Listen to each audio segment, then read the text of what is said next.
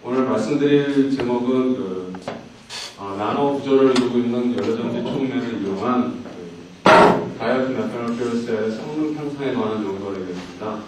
전에 승영 교수님께서 잘 말씀해 주신 내용이랑 많이 겹치는 부분이 있습니다.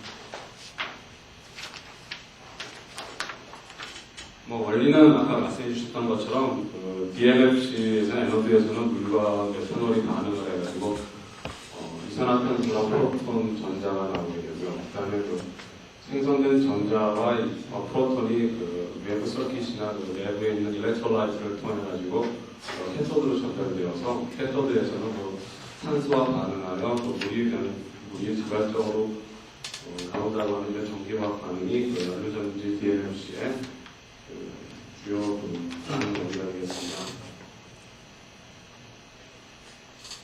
아까 사이즈 이펙트에 대한 말씀도 많이 하셨는데, 말씀드린 것처럼 담지형 촉매나 비담지형 촉매를 갖다가 DMFC의 저는 주로 목적에 따라서 사용을 하고 있습니다. 담지형 촉매는 말씀해 주신 것처럼 프레셔스 메탈의 유틸라이제이션, 이용률을 갖다가 목적으로 해서 쓰고 있고요. 비담지형 촉매는 비록 이용률은 떨어지면 MEA를 갖다가 보다 컴팩트하게 만들 수 있기 때문에 하이 파워 덴시티를 갖다가 나타내기 위한 DMFC에서 쓰고 있습니다.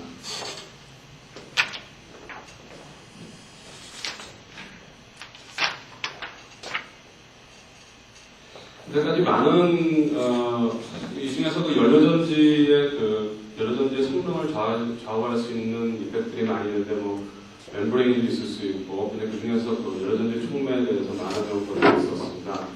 보면은 되게 플래티늄 루테늄의 어떤 어타미 레이시라든지 PT 루테늄의 제3, 제4의 금속, 올리브데늄, 니켈 같은 거 어디션을 했을 때 어떤 향상되는 성과를 갖다가 보여주고 있었는데, 본 연구에서는 그와는 좀 다르게 캐탈리스트의 모르폴로지가 헬프셀 반응에 의한 액티비티가 아닌 MEA 구조에서 어떤 영향을 미칠 수 있는지를 고찰해보고자 합니다. 지금 보고 계시는 이 자료는요, 루크하트가 JPC를 통해서 JPC에서 발표한 내용인데, 서포트로서 멀티플 나노튜브라든지 싱글 나노튜브, 또 그라파이트 나노파이버도 헤링본 타입인지 플레이트릿 타입인지에 따라서 MEA의 리지스턴스가 변하게 돼가지고 이것이 곧 메탈의 프로퍼티도 중요하지만 이것이 곧 MEA 퍼포먼스와 연결이 된다고 하는 내용을 다 밝혔습니다. 보고했습니다. 본 연구에서는 이런 단체의 모르폴로지에 의한 단체의 성질에 의한 것이 아니고, 본 연구에서는 그런 서포트 촉매의 모르폴로지를 바꿔가면서 이번 특성을 도출해보고자 합니다.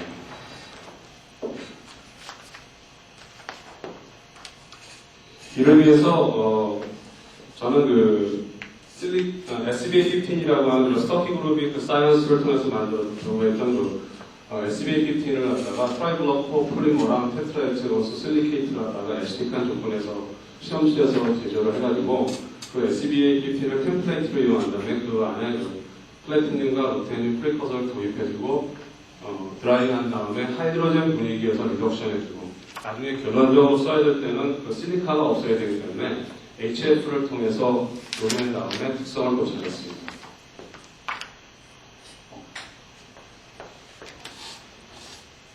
보시게 되면은 각 단계별로다가 엑스레이 패턴을 갖다가 살펴봤는데, 제조된 SBA15는 100, 110, 200, 실리카 파이프가 헬사고널이 온도드된 상태에서 이렇게 서로 네트워크가 연결되어 있다는 걸 갖다가 잘 디파인되어 있다는 걸 알 수 있었고, 아직 SBA15를 제거하기 전에 PT 루테늄을 갖다가 리덕션한 상태에서도 인텐시티는 좀 줄어들지만 각각의 픽은 보일 수 있었습니다.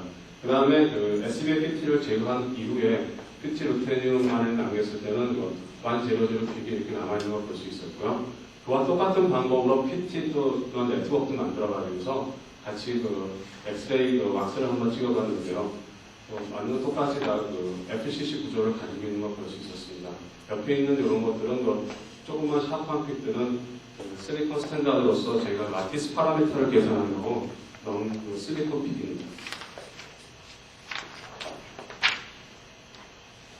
제조된 그 총매를 아까 한번 탭을 한번 찍어봤습니다.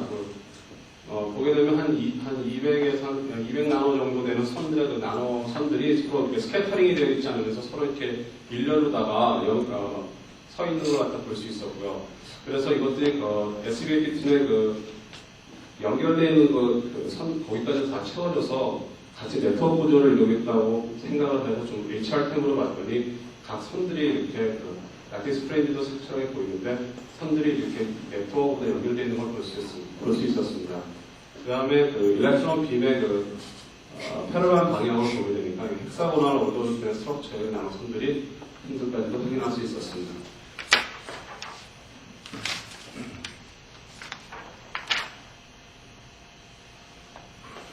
그런 식으로 만들었던 PT, 저희가 지금 앞으로 말씀드릴 제조된 총매들의 BT 서비스 에어와 컴포지션, 라티스 파라미터들인데요.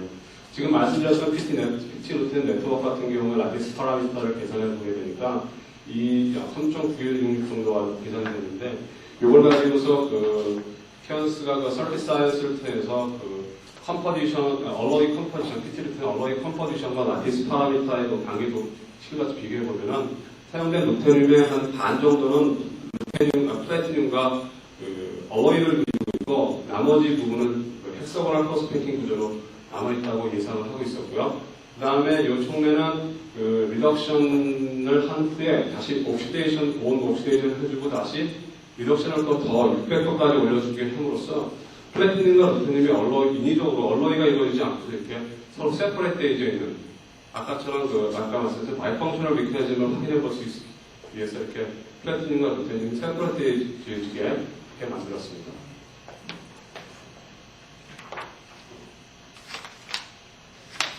그렇게 만든 것들은 아직 선들이 이렇게 잘 사진이 좋지는 않은데 선들이 이렇게 나노선을 이루어졌던 그런 건 보이지가 않고요.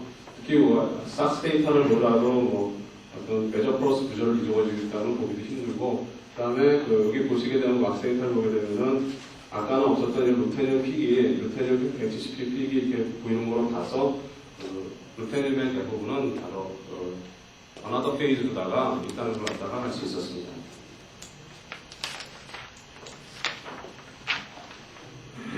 만든 재료들에 대해서 존슨 매트의 상업용 총매와 한번 CO 스트리핑을 위한 사이클 볼타메트리 실험을 해봤습니다.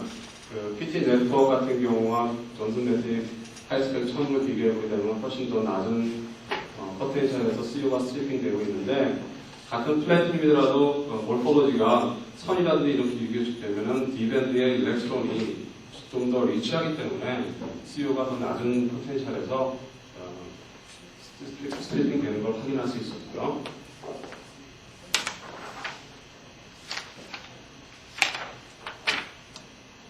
이번에는 CO 스트리핑이 아니고 메탄올 엘렉트로 옥시데이션 실험을 수행해 봤습니다. 보시게 되면은 하이 포텐셜에서는 저희가 만든 이 총매들이 존슨 매트의 상황의 총매보다는 헥셀 반응에서는 더 우수한 성능을 보였는데, 중요한 거는 일반적으로 MEA 운전 조건에서 보게 되면은 에노드는 거의 0.6V 이상에서는 일반적으로 운전되어지지가 않죠.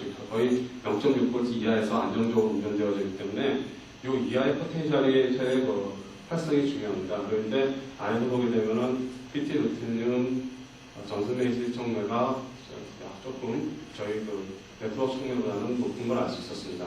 그런데 저희가 이 실험에서 고찰하고자 하는 것은 몰포로지 이펙트인데, 이런 몰포로지 이펙트는 계면 저항이 거의 아주 많이 강조된 헥셀 반응에서는 고찰하기 정확한 비교를 하기가 힘든다.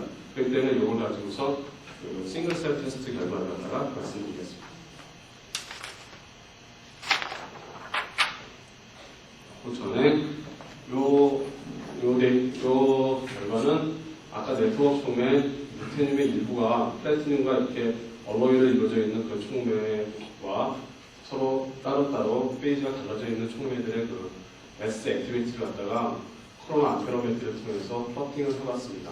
이건 매스 액티비티가 되겠고요. 이거는 CO를 갖다 스트리핑 해가지고서 액티브 사이즈를 갖다가 계산을 한 다음에 액티브 서피스 에어가 노멀라이징한 데이터입니다. 매스 액티비티는 네트워크가 더 고수했지만 CO를 노멀라이징 PT 루테늄 2번 종매가 우선을 알 수 있었습니다.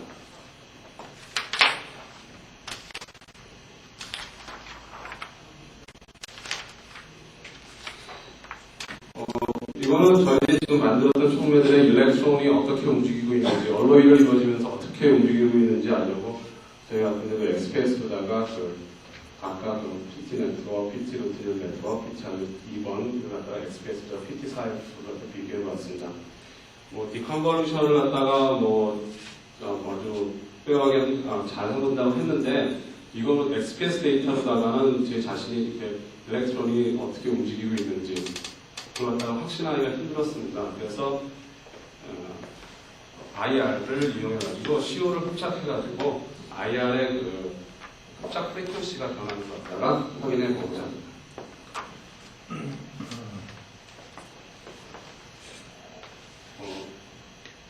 만든 촉매에다가 CO를 흡착하게 되었을 때 존슨 매스의 어떤 플래티늄, 온리 플래티늄 촉매들에 대해서는 한 2094 웨이브 넘버에서 CO 흡착 프리퀀시가 보여지고 있었습니다. 그 다음에 이 데이터는 PT와 루테늄이 서로 얼러이가 이루어지지 않고 따로따로 되어 있는 건데, 역시 붙어 있는 거는 PT에만 거의 일렉트론이 움직이지 않은 상태에서 붙어 있기 때문에, PT가 PT에 붙었기 때문에 거의 비슷한 수준에서 CO가 보였습니다. 그런데 이런 것 같은 경우, PT 루테늄 네트워크 같은 경우는 얼로이를 이루어지면서 루테늄에 있는 일렉트론이 플래티늄으로다가 디밴드가 오게 되고, 그게 다시 CO로다가 백도네이션을 이루어지면서 엔타이 반딩을 하기 때문에 CO의 흡착 프리퀀시가 이렇게 내려가는 걸 갖다가 볼 수 있었습니다.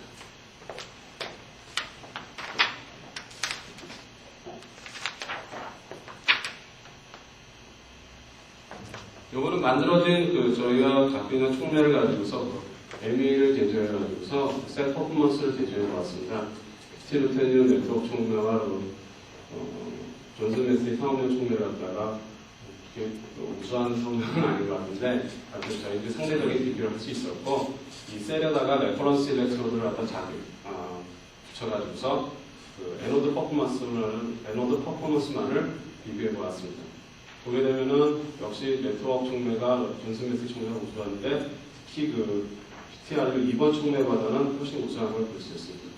여기서 저희들은 PTR2 촉매랑 PT 네트워크 촉매가 아까 말씀드렸던 것처럼 네트워킹을 이루어져 있는 것들이고, 이거는 그냥 랜덤하게 막 분산되어 있는 것인데, 이것이 ME에서 어떤 매스 트랜스퍼의 어떤 예를 들어서 이런 성능 차이가 많이 났을 거라고 생각을 해보고서 이러한 실험을 갖다가 시험해 봤습니다.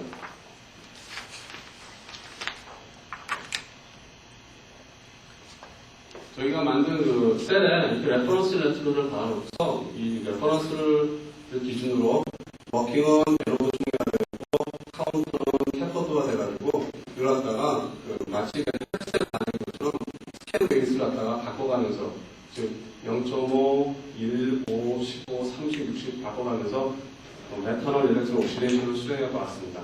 즉 다시 말해서 만약에 이 안에 에너드 전극 자체가 계면적이 상당히 적다면은, 다시 말해서 프로톤이라든지 옥시젠 컨테인 스피시스가 상당히 원활하게 움직인다 그러면은 응답이 스캔 레이트를 갖다가 빨리 해줘도 우리가 다이나믹하게 얻을 수 있을 거라고 생각을 해보고서 실험을 해보았는데, 보시게 되면은 여기 스케일이 지금 각 40, 60, 50도에 대해서 플러팅을 해보게 되면은 이 스케일만 보더라도 네트워크 촉매가 훨씬 더 다이나믹하게 반응되어지는 걸 봐서 어떤 촉매의 모르폴로지는 서피스에 있는 이펙트, 서피스에 있는 프로퍼티도 참 중요하지만, 이런 모르폴로지가 MEA 구조에서는 더욱더 이렇게 중요하게 나타난다고 그렇게 생각을 하고 있습니다.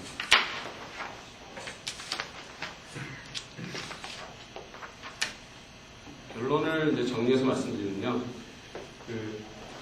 지금까지 많은 메저 플러스 단체들이 실리카 아름이나 실리카 물질들이 나오니까 앞으로도 이제 많이 나올 거라고 생각을 하는데, 이런 것들을 이용하면 어떤 우리들 나노 스트럭처럴 된 올로드 구조의 비단지형 촉매를 갖다 개발해가지고, 이게 연료전지 DMFC 같은 경우에는, 특히 DMFC 같은 경우에 상당히 유용하게 이용될 수 있을 거라고 생각하고, 특히 촉매의 그 서피스 프로퍼티도 상당히 중요하고 그렇지만 그것이 이상하리 강통 MEA 구조로 봤을 때는 설명이 안 되는 경우가 상당히 많이 있었습니다. 그래서 헬프셀 반응과 싱글셀 반응을 갖다가 잘 이제 이해가 잘 안 되는 경우가 많았는데 앞으로는 그런 이펙트에 촉매의 구조가 상당히 영향을 미친다라고 그렇게 생각을 하고 있습니다. 이상입니다.